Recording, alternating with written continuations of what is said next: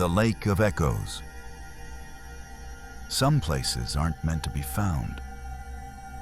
That's what the old man at the last gas station had said when he saw the canoes strapped to their truck. His eyes had drifted toward the tree line like he was listening to something beyond their conversation. "Don't stray too far off the map," he'd warned. "There's water out there that don't belong in this world." They'd laughed it off, of course. 3 days into their backcountry trip, Tyler, Mia, Jenna, and Ben found themselves ahead of schedule and looking for a detour. The marked campsites had been underwhelming and busy. The idea of discovering their own private lake, untouched by boots or boat, was too tempting to resist.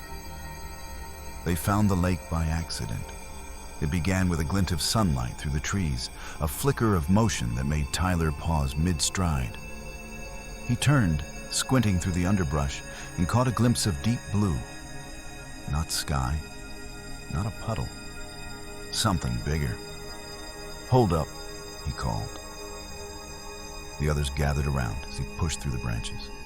The forest thinned suddenly, like it had been carved back deliberately, and before them stretched a broad, silent lake. It was perfect. "Whoa," Ben breathed. A crescent of black sand edged the shoreline. The water was still as glass, so motionless that it reflected the trees and sky with photographic clarity. It was like looking down into an alternate world. "It's beautiful," Mia said softly, dropping her pack. "Remote doesn't even begin to cover it," Jenna added. They stepped out of the trees and down to the water's edge. Not a ripple stirred the surface. Birds didn't sing. The wind had gone still. No fish jumping, Ben noted. No insects either. Kinda creepy. "Maybe it's glacial," Tyler offered. "Too cold for much to live in." They explored the shoreline for signs of animals or human traffic. Nothing. Not even deer prints. No trash, no fire pits, no broken branches, just black sand, cold water, and silence. That night, they made camp beneath a slope of pine trees overlooking the lake. They built a fire, cooked freeze-dried stew, and traded stories until the stars emerged overhead. The lake mirrored everything: the moon, the flames, their movements. "It's like a portal," Jenna said, watching the reflection of their fire dance in the water. "Like if you jumped in, you'd fall into another world." "You'd drown in a heartbeat," Ben muttered. "Cold water shock. Real thing." "Romantic, Ben," Mia said dryly. Tyler stared out across the lake, unsettled by how perfectly it mimicked the world above. He lifted his hand slowly and waved. His reflection did the same. He frowned. For a moment, he could have sworn the reflection had lagged. Just a beat too slow. The others went to bed early. Tyler stayed by the fire, feeding it one stick at a time. The air grew colder, heavier. Across the lake, the reflected moon seemed to brighten as the real one dipped behind a thin cloud. Then came the sound, a faint splash. He sat up straighter, listening. Another splash.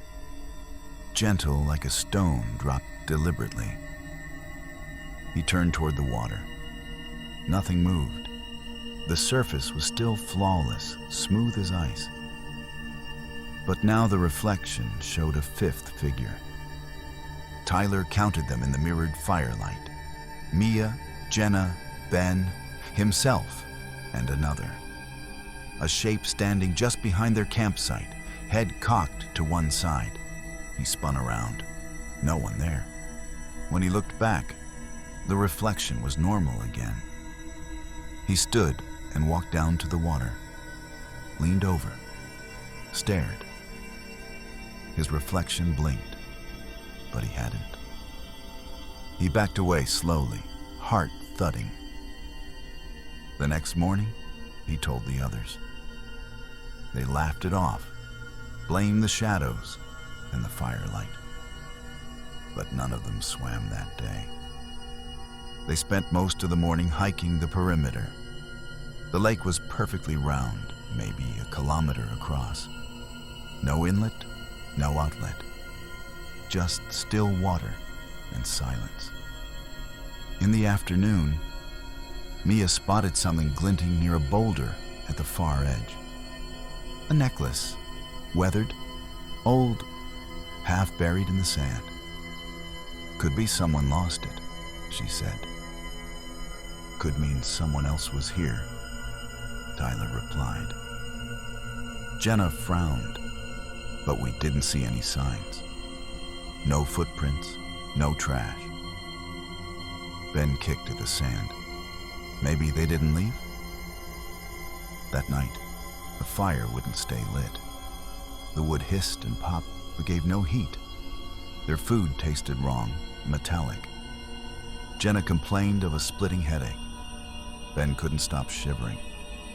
Mia started mumbling in her sleep. Tyler stayed up again. He didn't want to sleep, didn't want to dream. He watched the lake, and the lake watched back. At some point past midnight, Tyler dozed off with his head against his knees. When he woke, it was to the sound of something wet slapping against the sand. He opened his eyes slowly. The fire had gone out. The others were still zipped inside their tents. But something was moving by the water. He squinted into the dark, and for a moment, he thought it was Mia. She stood at the shoreline, shoulders slumped, arms hanging loosely at her sides. Mia, he whispered. She didn't turn. He stood up, brushing off his pants, and took a step closer. Hey, what are you doing? No response. As he got closer, the figure at the edge of the lake lifted its head, and Tyler stumbled backward. It wasn't Mia. It was her reflection. The same face, the same clothes. But the eyes were wrong. Wide, black, and unblinking. And the mouth was open, smiling. Jesus Christ, Tyler whispered, backing up. The thing stepped forward and passed through the water like it was fog. It didn't make a splash. It just emerged, dry and soundless, walking toward him. Tyler turned and ran. Behind him, he heard the soft scrape of footsteps on sand. He burst into the tent and yanked Mia awake. Get up, get up! Something's out there. She blinked groggily. What? What time is it? He grabbed her shoulders. It looked like you, Mia. It looked exactly like you. Now she was awake, sitting up fast, the color draining from her face. Where's Jenna? She asked. They scrambled to her tent and unzipped it. Empty. Ben's tent was the same. Empty sleeping bag. No sign of struggle. No blood. Just gone. The reflections stood on the far side of the lake now, clear in the moonlight. Two figures staring back, both smiling. We have to leave, Tyler said. Now. But the trail they came in on was gone. Just more forest, more silence, and the lake. Always the lake. They packed what they could carry, keeping their eyes on the reflections. Tyler took a compass reading, due west, and they started walking. But the trees never changed. After an hour, they emerged again at the lake. The same black sand, the same mirrored sky. Mia fell to her knees. No, we went straight.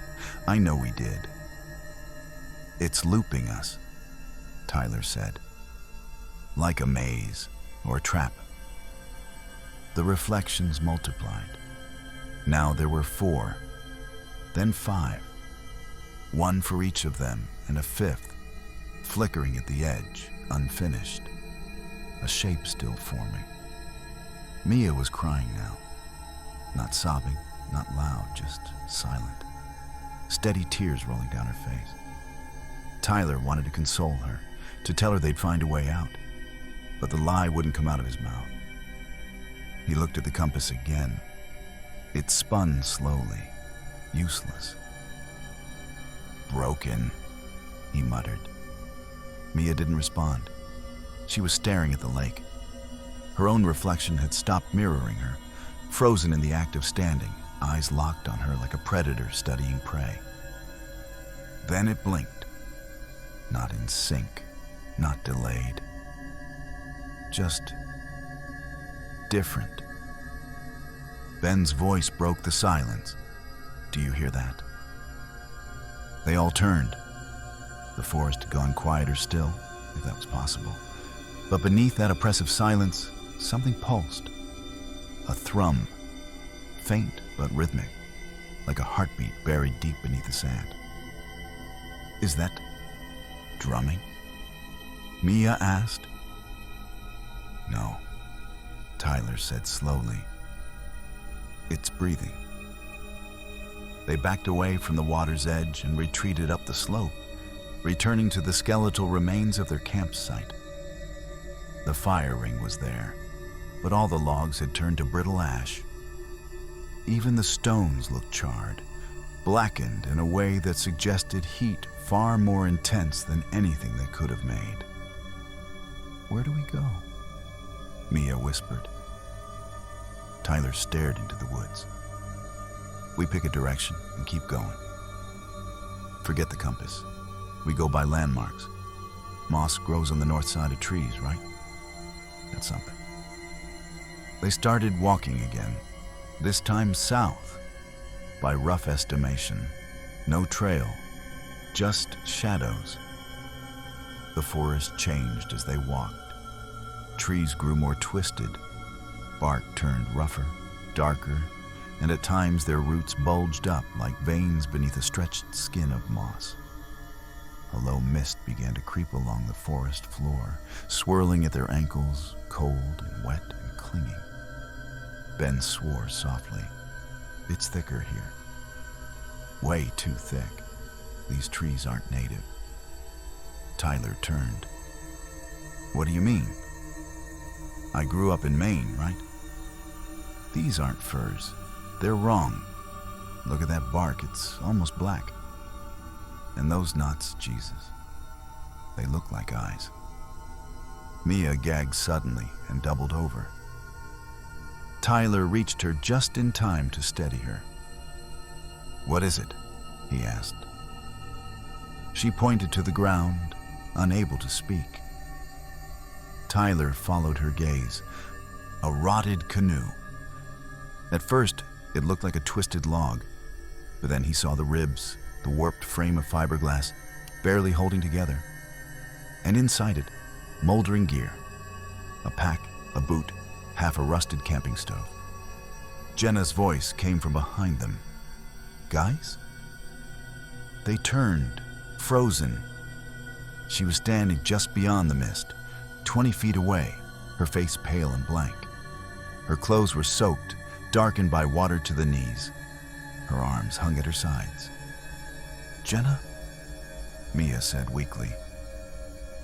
Tyler held his arm out. Don't. Jenna stepped forward.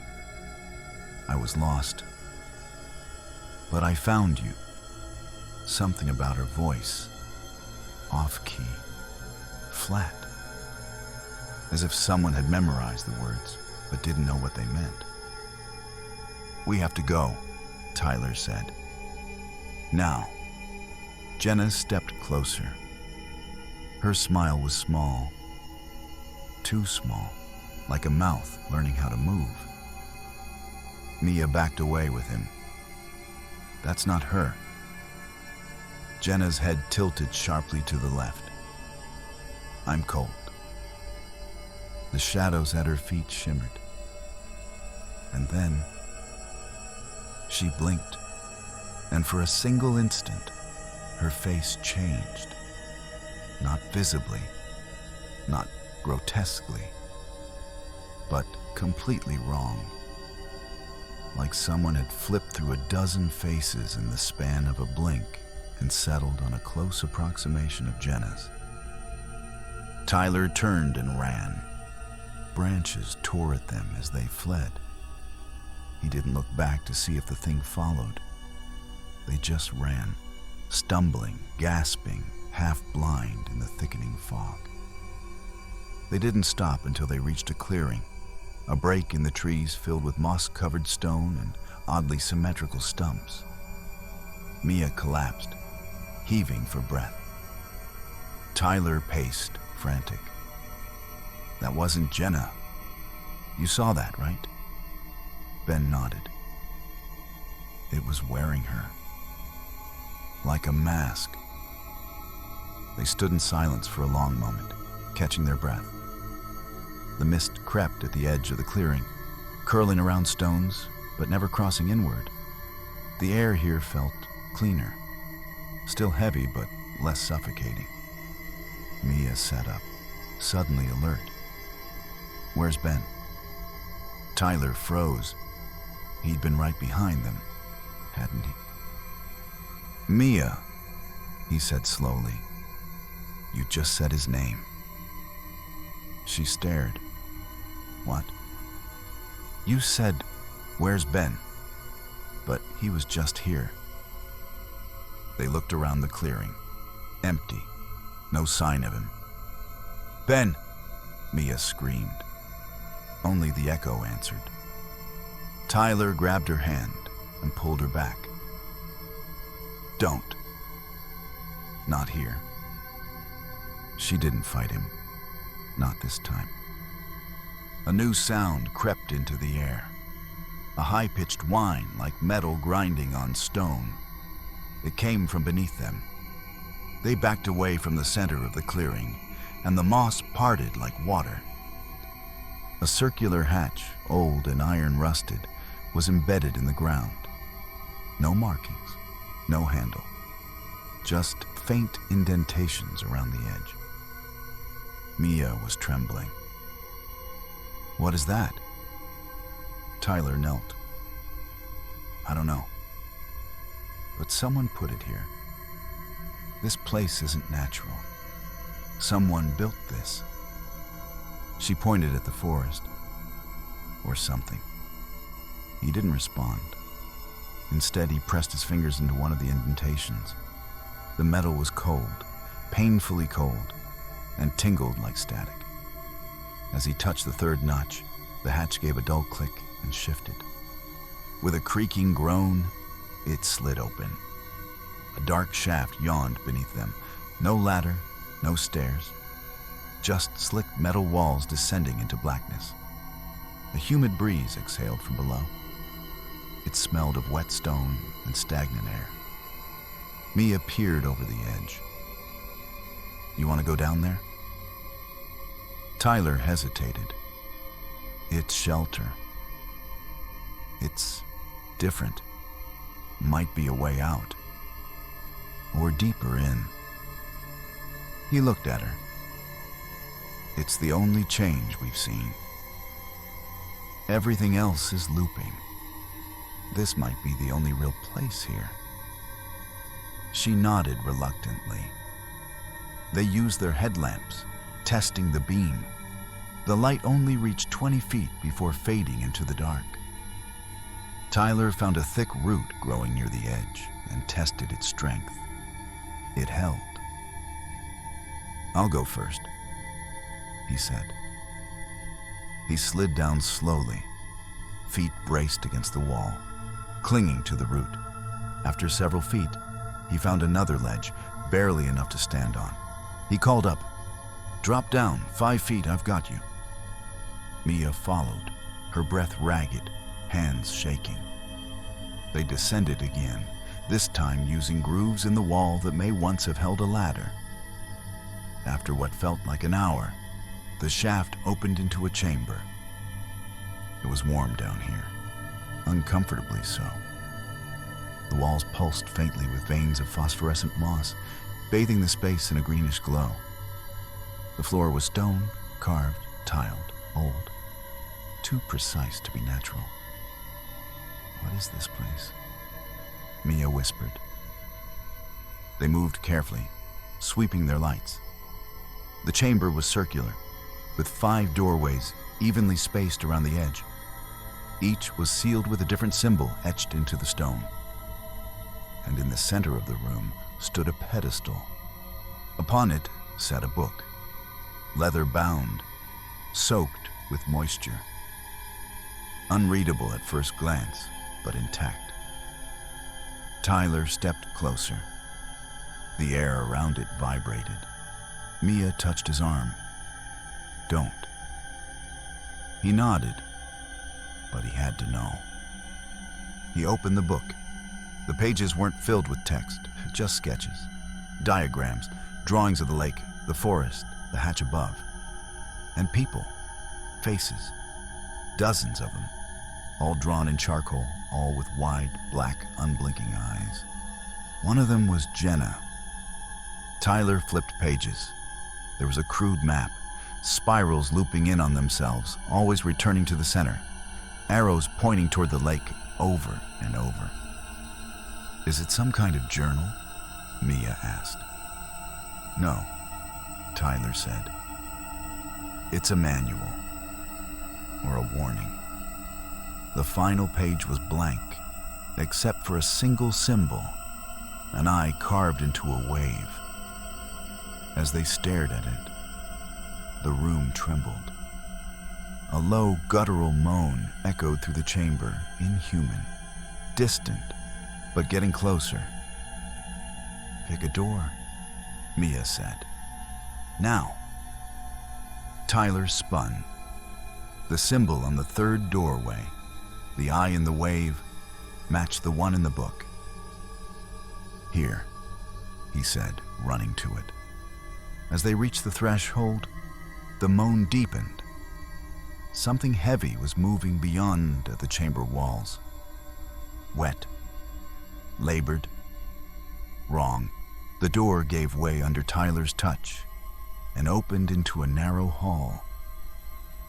They ran. The walls of the passage were lined with mirrors. At first, they reflected the tunnel. Then the reflections warped, changed, showed things not in the corridor, endless forests, upside-down mountains, the lake, seen from below. They didn't stop. Behind them, the moaning grew louder. The hallway ended in another chamber, this one flooded ankle-deep in cold water. The ceiling pulsed with faint light, and in the center stood a sculpture.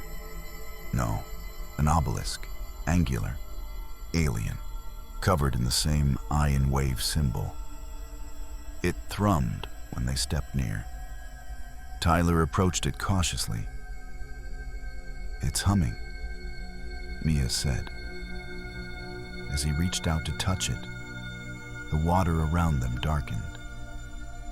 From the surface rose a hand, not human, elongated, pale with fingers that tapered into points.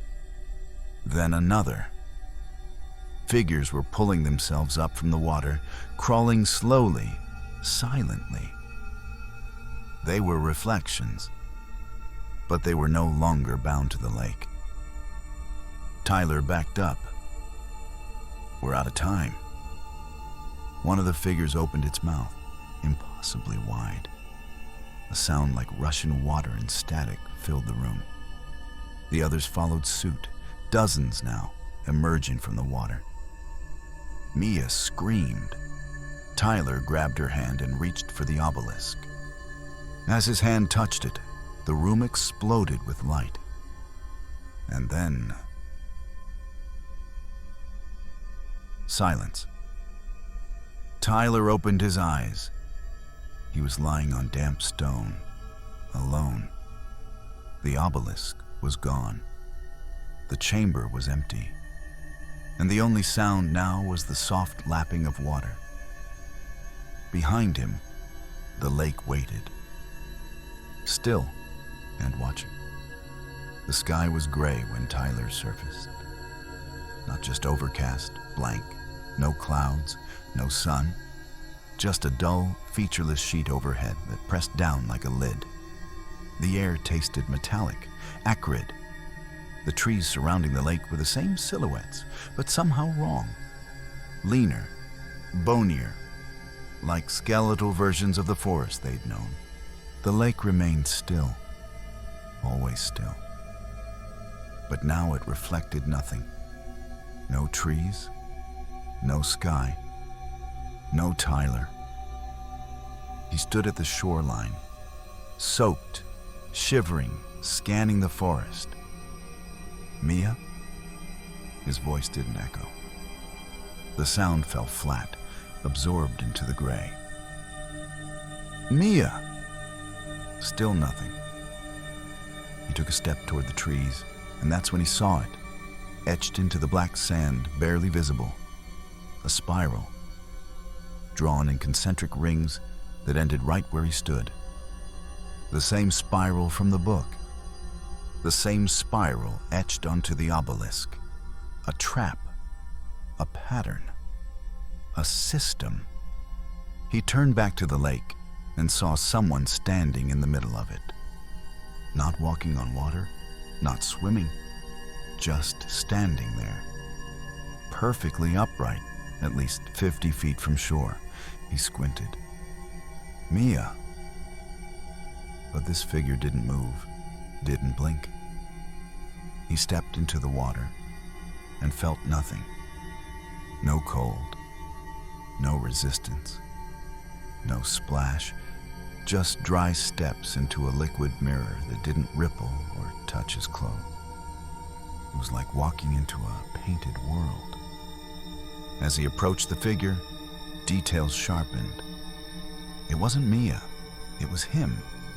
The reflection, the double, standing exactly as he was, only smiling faintly. The Tyler in the water lifted his hand. Tyler froze. He hadn't moved. His double's mouth opened and spoke. But no sound emerged. Instead, symbols formed in the air between them. Pale blue, flickering glyphs that hung weightless before vanishing like steam. He took another step, and the double vanished, imploding into the water like a pebble dropped through a curtain. The lake began to tremble. Then it rose. The water lifted upward, not in waves, but in shapes.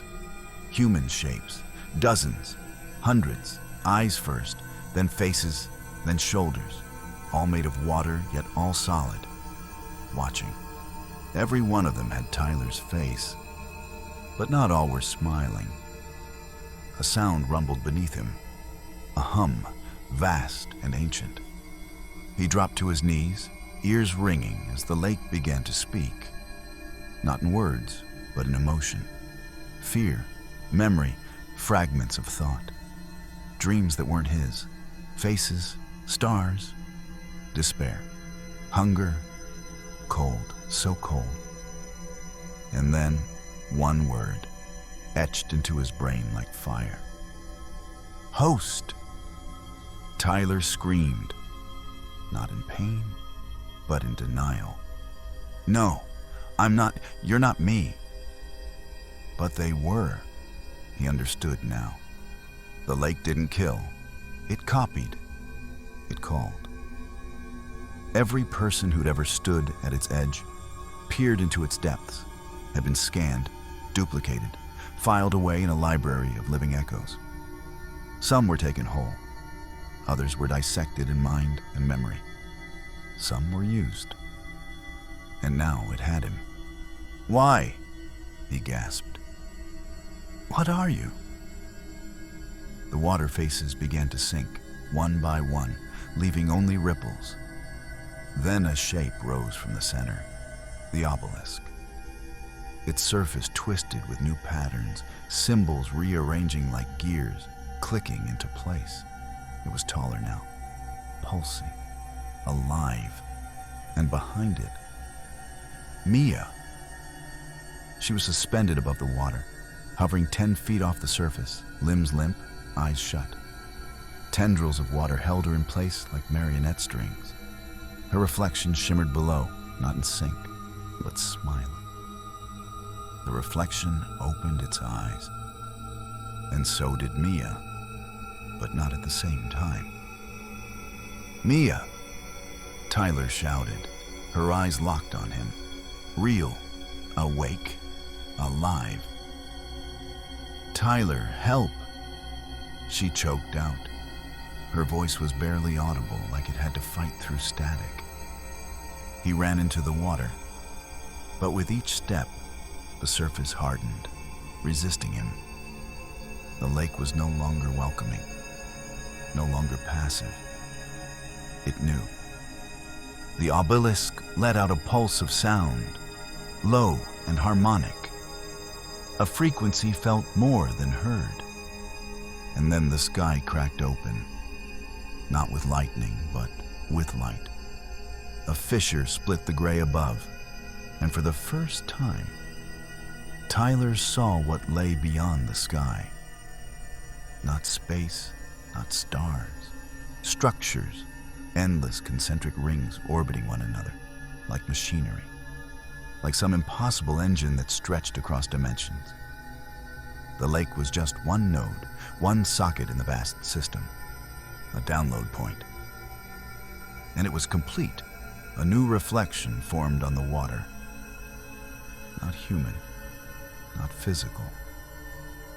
A creature, tall and featureless, its body shifting like fluid cloth, stood on the surface of the lake, above the lake. Its head bore the symbol of the ion wave. It turned toward Tyler and spoke. This time, in words. Compatible. Tyler fell to the sand, clutching his head. Memories rushed in, not his. Lifetimes of strangers. Other victims, worlds consumed, minds overwritten. Some resisted, most yielded. But Tyler, he was different. He wasn't just compatible. He was congruent. The thing in the lake had tried to recreate humanity, but only Tyler had mirrored back perfectly. Same trauma, same guilt, same capacity for obsession and control. It hadn't chosen him. It had found him. The obelisk flashed again. Mia let out a scream as her body was pulled downward. Tyler lunged. This time the lake let him pass. Welcomed him. He dove, swimming hard, cutting through the glass-like surface toward Mia. As he reached her, he grabbed her waist, yanked her free from the tendrils, and saw the reflection smile. Not Mia's, his. It had waited for this moment. As Mia surfaced, gasping, Tyler felt a pull in his chest, like gravity, like pressure, like a swab. His double rose from the lake, like a ghost through mist, and stepped into him. Tyler screamed. His vision split. He was in the lake. He was on the shore. He was Tyler, and he was not Tyler. He saw himself holding Mia. He saw himself climbing the bank. He heard his own voice say, "It's okay. We're safe now." Mia cried and held him. She didn't see the eyes. Black, unblinking. Tyler tried to move, to speak, but he was trapped behind glass. He looked up, saw the sky seal shut again. The lake smoothed. He was the echo now. The copy. No one would know. Mia and the thing that was Tyler walked into the forest. And this time, the trail stayed. The lake sighed and waited for the next visitor. Thank you for listening to this story. Your support means a lot and helps keep these tales coming. If you enjoyed it, please take a moment to subscribe and follow for more dark and immersive stories just like this one. New horrors await. Don't miss what's coming next.